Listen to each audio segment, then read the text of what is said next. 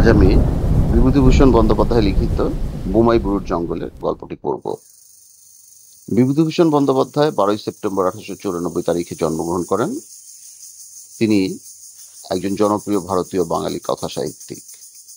তিনি মূলত উপন্যাস ও ছোট গল্প লিখে খ্যাতি অর্জন করেন। পথের পাঁচালী ও অপরাজিত তার সবচেয়ে বেশি পরিচিত উপন্যাস।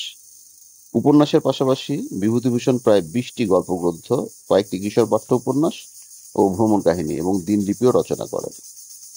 বিভূতিভূষণের পথের পাঁচালী উপন্যাস অবলম্বনে সত্যজিৎ রায় পরিচালিত চলচ্চিত্রটি আন্তর্জাতিক খ্যাতিসম্পন্ন। 1951 সালে ইসামতি উপন্যাসের জন্য বিভূতিভূষণ পশ্চিমবঙ্গের সর্বোচ্চ সাহিত্য পুরস্কার রবীন্দ্র পুরস্কার লাভ করেন। এখন আমি শুরু করছি বোমাই বুরুর জঙ্গলে। গল্পটি বিভূতিভূষণ সাধু ভাষায় লিখেছেন, মাঝখানে কথোপকথনগুলো উনি চলিত ভাষায় দিয়েছেন। গল্পের মূল ধারা ঠিক রাখার জন্য যেখানে যেমন ভাবে ভাষা ব্যবহার করেছেন আমি সেভাবেই পড়ছি। শুরু করছি বোমাই বুরুর জঙ্গলে। জঙ্গলে বিভিন্ন অংশে সার্ভে হইতেছিল। কাছারি হইতে 3 ক্রোশ দূরে বোমাই বুরুর জঙ্গলে আমাদের এক আমিন রামচন্দ্র সিং এই উপলক্ষে কিছুদিন ধরিয়া আছে। সকালে খবর পাওয়া গেল রামচন্দ্র সিং হঠাৎ আজ 2 দিন হলো পাগল হইয়া গিয়াছে। শুনিয়া তখনই লোকজন লইয়া সেখানে গিয়া পৌঁছিলাম। বোমাই বুরুর জঙ্গল খুব নিবিড় নয়, খুব ফাঁকা উঁচু নিচু প্রান্তরের মাঝে মাঝে বড় বড় গাছ, ডাল হইতে সরু দড়ির মতো লতা ঝুলিতেছে, যেন জাহাজের সঙ্গে মাস্তুলের দরাদরি বাঁধা। বোমাই বুরুর জঙ্গলে সম্পূর্ণ লোক বসতি শূন্য অবস্থা। গাছপালা নিবিড়তা হইতে দূরে ফাঁকা মাঠের মধ্যে কাশে ছাওয়া ছোট 2খানা কুড়ে। একখানা একটু বড়, ওখানাতে রামচন্দ্র আমিন থাকে। পাশের ছোটখানায় তার পেয়াদা আশরাফি টিন্ডেল থাকে। রামচন্দ্র নিজের কাঠের মাচার উপর চোখ বুজিয়া শুইয়াছিল। আমাদের দেখিয়া ধর্মর করিয়া উঠিয়া বসিল। জিজ্ঞাসা করিলাম, কি হয়েছে রামচন্দ্র, কেমন আছো? রামচন্দ্র হাত জোর করিয়া নমস্কার করিয়া চুপ করিয়া রহিল। কিন্তু আশরাফি টিন্ডেল সে কথার উত্তর দিল, বলিল, বাবু, একটা বড় আশ্চর্য কথা, আপনি শুনলে বিশ্বাস করবেন না। আমি নিজেই কাছারিতে গিয়ে খবর দিতাম, কিন্তু আমিনবাবুকে ফেলে যাই কি করে? ব্যাপারটা এই, আজ কদিন থেকে আমিনবাবু বলছেন একটা কুকুর এসে রাত্রে তাকে বড় বিরক্ত করে। আমি শুই এই ছোট ঘরে, আমিনবাবু শুয়ে থাকেন এখানে। 2-3 দিন একই রকম গেল। রোজই ইনি বলেন, আর কোত্থেকে একটা সাদা কুকুর আসে রাত্রে, মাচের উপর বিছানা পেতে শুই, কুকুরটা এসে মাচের উপর নিচে কেউ কেউ করে, গায়ে ঘেঁষে দিতে আসে। শুনি, বড় গা করি না। আজ 4 দিন আগে উনি অনেক রাত্রে বললেন, আশরাফি, শিগগির এসো বেরিয়ে, কুকুরটা এসেছে, আমি তার লেজ চেপে ধরে রেখেছি, লাঠি নিয়ে এসো। আমি ঘুম ভেঙে উঠে লাঠি আলো নিয়ে ছুটতে ছুটতে গিয়ে দেখি, বললে বিশ্বাস করবেন না হুজুর, কিন্তু হুজুরের সামনে মিথ্যে বলবো এমন সাহস আমার নেই। একটি মেয়ে ঘরের ভিতর থেকে বার হয়ে জঙ্গলের দিকে চলে গেল। আমি প্রথমটা থতমতক হয়ে গেলাম। তারপর ঘরের মধ্যে ঢুকে আমি বিছানা হাতড়ে দেশালাই খুঁজে বের করে দেখি আমিনবাবু বিছানায় বসে আছেন। উনি বললেন, কুকুরটা দেখলে? আমি বললাম, কুকুর কই বাবু, একটা কে মেয়ে মতো বার হয়ে গেল। উনি বললেন, উল্লুক, আমার সঙ্গে বেয়াদবি, মেয়ে মানুষ কে আসবে এই জঙ্গলে দুপুর রাতে? আমি কুকুরটার লেজ চেপে ধরেছিলাম, এমনকি তার লম্বা কান আমার গায়ে ঠেকেছে। মাচার নিচে ঢুকে কেউ কেউ করছিল। নেশা করতে শুরু করেছো বুঝি, রিপোর্ট করে দেবো সদরে। পরদিন রাত্রে আমি সজাগ হয়েছিলাম অনেক রাত পর্যন্ত। যেই একটু ঘুমিয়েছি অমনি আমিনবাবু ডাকলেন। আমি তাড়াতাড়ি ছুটে বেরিয়ে গিয়ে আমার ঘরের দৌড় পর্যন্ত গিয়েছি। এমন সময় দেখি একটি মেয়ে ওর ঘরের উত্তর দিকের বেড়ার গা বেয়ে জঙ্গলের দিকে যাচ্ছে। তখনই হুজুর আমি নিজে জঙ্গলের মধ্যে ঢুকলাম। অতটুকু সময়ের মধ্যে লুকিয়ে থাকবে কোথায়, যাবেই বা কত দূর?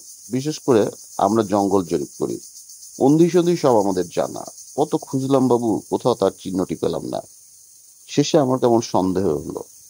মাটিতে আলো ধরে দেখি কোথাও পায়ের দাগ নেই, আমার নাগরা জুতোর দাগ ছাড়া। আমিনবাবুকে আমি কথা বললাম না আর সেদিন। একটি দুটি প্রাণী থাকি এই ভীষণ জঙ্গলের মধ্যে হুজুর, ভয়ে আমার গায়ে কাঁটা দিয়ে উঠল। আর বোমাই বুড়োর জঙ্গলের মধ্যে খারাপ কিছু আছে এমন একটা দুর্নামও শোনা ছিল। ঠাকুরদার মুখে শুনেছি বোমাই বুড়োর পাহাড়ের উপর ওই যে বটগাছটা দেখছেন দূরে, একবার তিনি পুনিয়া থেকে কলাই বিক্রির টাকা নিয়ে জ্যোৎস্না রাত্রে ঘোড়ায় করে জঙ্গলের পথে ফিরছিলেন।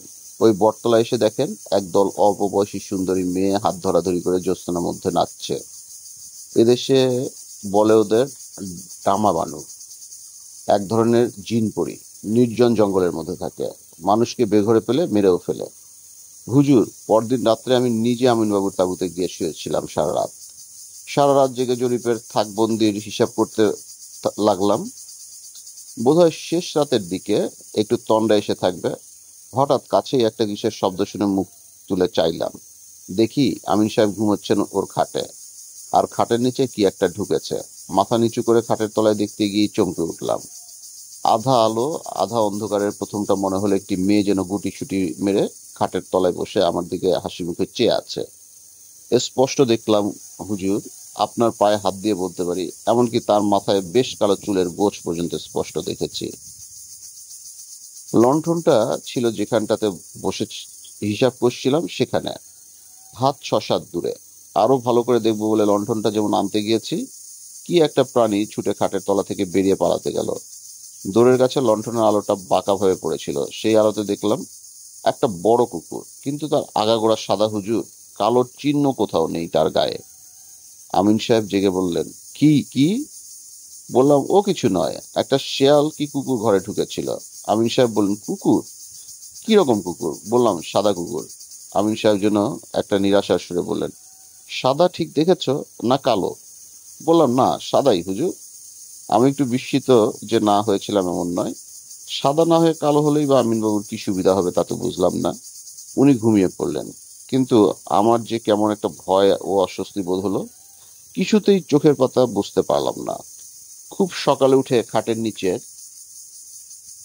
একবার কি মনে করে ভালো করে খুঁজতে গিয়ে সেখানে এক গাছা কালো চুল পেলাম। সে সে চুলও রেখেছি হুজুর, মেয়ে মানুষের মাথার চুল। কোথা থেকে এলো এই চুল? দিব্যি কালো কুচকুচে নরম চুল। কুকুর, বিশেষত সাদা কুকুরের গায়ে এত বড় নরম কালো চুল হয় না। এই হলো গত রবিবার, অর্থাৎ আজ 3 দিনের কথা। এই 3 দিন থেকে আমিন সাহেব তো একরকম উন্মাদ হয়ে উঠেছেন। আমার ভয় করছে হুজুর, এবার আমার পালা কিনা তাই ভাবছি। গল্পটা বেশ আষাঢ়ে গোছের বটে। সে চুলগাছি হাতে করিয়া দেখিয়াও কিছু বুঝিতে পারিলাম না। মেয়ে মানুষের মাথার চুল, সে বিষয়ে আমার কোনো সন্দেহ রহিল না।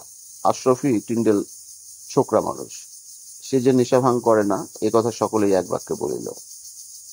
জনমানব শূন্য প্রান্তর ও বনঝোপের মধ্যে একমাত্র তাঁবুই আমিনের নিকটতম লোকালয় হইতেছে লবটুলিয়া, 6 মাইল দূরে। মেয়ে মানুষই বা কোথা হইতে আসিতে পারে অত গভীর রাত্রে, বিশেষ যখন এইসব নির্জন বন প্রান্তরে বাঘ বনশুয়োরের ভয়ে সন্ধ্যার পরে আর লোক পথ চলে না। যদি আশরাফি টিন্ডেলের কথা সত্য বলিয়া ধরিয়া লই, তবে ব্যাপারটা খুব রহস্যময়, অথবা এই পাণ্ডব বর্জিত দেশে, এই জনহীন বন জঙ্গল ও ধুরু প্রান্তরের মধ্যে 20 শতাব্দীতে প্রবেশের পথ খুঁজিয়া পাই নাই, ঊনবিংশ শতাব্দীও পাইয়াছে বলিয়া মনে হয় না। অতীত যুগে রহস্যময় অন্ধকারে এখনো এসব অঞ্চল আসন্ন। এখানে সবই সম্ভব। সেখানকার তাঁবু উঠাইয়া রামচন্দ্র, আমিন ও আশরাফি টিন্ডেলকে সদর কাছারিতে লইয়া আসিলাম। রামচন্দ্রের অবস্থা দিন দিন খারাপ হইতে লাগিল। ক্রমশ সে ঘোর উন্মাদ হইয়া উঠিল। সারা রাত্রি চিৎকার করে, বকে, গান গায়। ডাক্তার আনিয়া দেখাইলাম, কিছুতেই কিছু হইল না। অবশেষে তাহার এক দাদা আসিয়া তাহাকে লইয়া গেল। এই ঘটনার এটা উপসংহার হইল, যদিও তাহা ঘটিয়াছিল বর্তমান ঘটনার 7-8 মাস পরে, তবুও এইখানেই তাহা বলিয়া রাখি। এই ঘটনার 6 মাস পরে চৈত্র মাসের দিকে 2টি লোক কাছারিতে আমার সঙ্গে দেখা করিল। একজন বৃদ্ধ, বয়স 60-65 কম নয়। অন্যটি তার কাছে বয়স 20-22। অন্যটি তার ছেলে, বয়স 20-22। তাদের বাড়ি বালিয়া জেলায়। আমাদের এখানে আসিয়াছে চড়িমহল ইজারা লইতে, অর্থাৎ আমাদের জঙ্গলে খাজনা দিয়া তাহারা গরু মহিষ চড়াইবে। অন্য সব চড়িমহল তখন বিলি হইয়া গিয়াছে। বোমাইবাবুর জঙ্গলটা তখন খালি পড়িয়াছিল, সেইটাই বন্দোবস্ত করিয়া দিলাম। বৃদ্ধ ছেলেকে সঙ্গে লইয়া একদিন মহল দেখিয়াও আসিল। খুব খুশি। বলিল, খুব বড় বড় ঘাস হুজুর, বহুত আচ্ছা জঙ্গল। হুজুরের মেহেরবাড়ি না হলে অমন জঙ্গল মিলত না। রামচন্দ্র ও আশরাফি টিন্ডেলের কথা তখন আমার মনে ছিল না, থাকিলেও বৃদ্ধের নিকট তাহা বলিতাম না, কারণ ভয় পাইয়া সে ভাগিয়া গেলে জমিদারের লোকসান। স্থানীয় লোকেরা কেহই ওই জঙ্গলে ঘাসে না। রামচন্দ্র আমিনের সেই ব্যাপারই রামচন্দ্র আমিনের সেই ব্যাপারের পরে মাসখানেক পরে বৈশাখের গোড়ায় একদিন বৃদ্ধ লোকটি কাছারিতে আসিয়া হাজির। মহারাগত ভাব, তাহার পিছনে পিছনে সেই ছেলেটি কাচুমাচু ভাবে দাঁড়াইয়া। বলিলাম, কি ব্যাপার? বৃদ্ধ রাগে কাঁপিতে কাঁপিতে বলিল, এই বাদরটাকে লইয়া আসলাম হুজুরের কাছে দরবার করতে। ওকে আপনি পা থেকে জুতা খুলে 25 জুতো মারুন, ও জব্দ হয়ে যাক। কি হয়েছে কি? হুজুরের কাছে বলতে লজ্জা করে। এই বাদর এখানে এসে পর্যন্ত বিগড়ে যাচ্ছে। আমি 7-8 দিন প্রায় লক্ষ্য করছি। লজ্জা করে বলতে, হুজুর, প্রায় মেয়ে মানুষ ঘর থেকে বার হয়ে যায়। একটা মাত্র খুপড়ি, হাত তাষ্টেক লম্বা, ঘাসে ছাওয়া, ও আর আমি দুজনেই শুই। আমার চোখে ধুলে দিতে পারাও সোজা কথা নয়। দুদিন যখন দেখলাম তখন ওকে জিজ্ঞেস করলাম। ও একেবারে গাছ থেকে পড়লো, হুজুর। বলে, কই, আমি তো কিছুই জানি না। আরো দুদিন যখন দেখলাম তখন একদিন বললাম ওকে আচ্ছা করে মার দিয়ে, চোখের সামনে বিগড়ে যাবে ছেলে। কিন্তু তারপরও যখন দেখলাম এই পরশু রাত্রেই, হুজুর, তখন ওকে আমি হুজুরের দরবারে নিয়ে এসেছি। হুজুর শাসন করে দিন। হঠাৎ রামচন্দ্র আমিনের ব্যাপারটা মনে পড়িয়া গেল। জিজ্ঞাসা করিলাম, কত রাত্রে দেখেছ? প্রায় শেষ রাত্রের দিকে, হুজুর। এই রাতের 2-1 ঘড়ি বাকি থাকতে। ঠিক দেখেছ, মেয়ে মানুষ? হুজুর, আমার চোখের তেজ এখনো কম হয়নি। জরুর মেয়ে মানুষ, বয়সেও কম। কোনোদিন পরনে সাদা ধোয়ার শাড়ি, কোনোদিন বা লাল, কোনোদিন কালো। একদিন মেয়ে মানুষটা বেরিয়ে যেতেই আমি পেছন পেছন গেলাম। কাশের জঙ্গলের মধ্যে কোথায় পালিয়ে গেল টের পেলাম না। ফিরে এসে দেখি ছেলে আমার যেন খুব ঘুমের ভান করে করে পড়ে রয়েছে। ডাকতেই ধর্ম করে ঠেলে উঠল, যেন সদ্য ঘুম ভেঙে উঠল। এ রোগের ওষুধ কাছারি ভিন্ন হবে না বুঝলাম, তাই হুজুরের কাছে। ছেলেটিকে আড়ালে লইয়া জিজ্ঞাসা করিলাম, এসব কি শুনছি তোমার নামে? ছেলেটি আমার পা জড়াইয়া ধরিয়া বলিল, আমার কথা বিশ্বাস করুন হুজুর, আমি এর বিন্দু বিসর্গও জানি না। সমস্ত দিন জঙ্গলে মহিষ চড়াইয়া বেড়াই, রাতে মরার মতো ঘুমাই।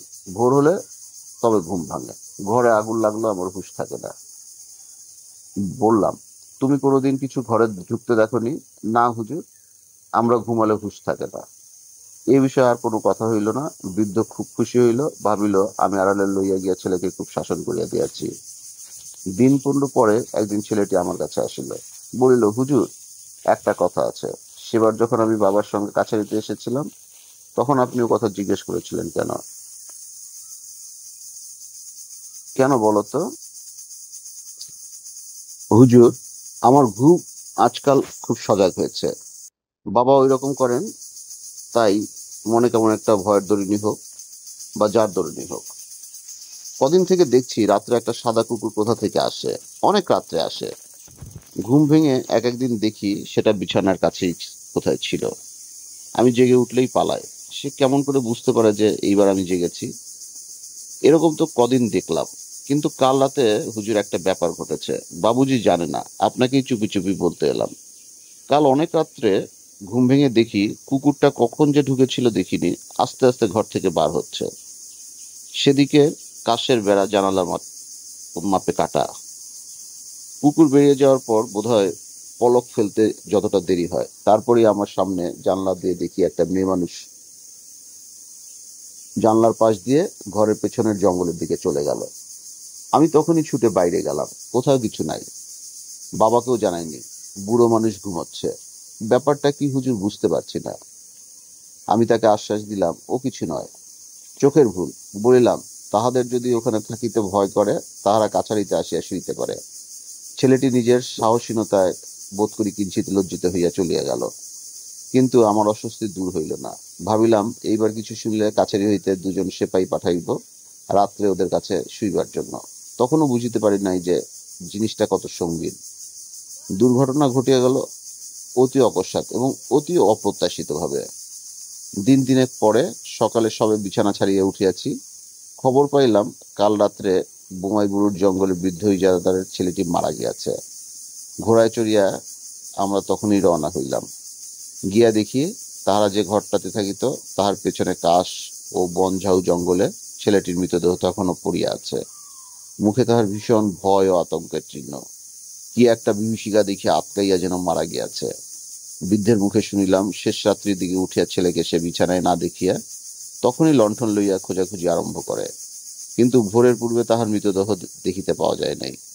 মনে হয় সে হঠাৎ বিছানা হইতে উঠিয়া কোনো কিছুর অনুসরণ করিয়া বনের মধ্যে ঢোকে, কারণ মৃতদেহের কাছেই একটা মোটা লাঠি ও লণ্ঠন পড়িয়াছিল। কিসের অনুসরণ করিয়া সে বনের মধ্যে রাত্রে একা আসিয়াছিল তাহা বলা শক্ত, কারণ নরম বালিমাটির উপর ছেলেটির পায়ের দাগ ছাড়া অন্য কোনো পায়ের দাগ নেই, না মানুষ না জানোয়ারের। মৃতদেহ কোনরূপ আঘাতের চিহ্ন ছিল না। বোমাইবুরুর জঙ্গলের এই রহস্যময় ব্যাপারের কোনো মীমাংসাই হয় নাই। পুলিশ আসিয়া কিছু করিতে না পারিয়া ফিরিয়া গেল। লোকজনের মনে এমন একটা আতঙ্কের সৃষ্টি করিল ঘটনাটি যে সন্ধ্যার বহু পূর্ব হইতেই ওই অঞ্চলে আর কেউ যায় না। দিন কতক তো এমন হইল যে কাছারিতে একলা নিজের ঘরটিতে শুইয়া বাহিরের ধবধবে সাদা ছায়াহীন উদাস নির্জন জ্যোৎস্নার দিকে চাহিয়া কেমন একটা অজানা আতঙ্কে প্রাণ কাঁপিয়া উঠিত। মনে হইত কলকাতায় পালাই, এসব জায়গা ভালো নয়।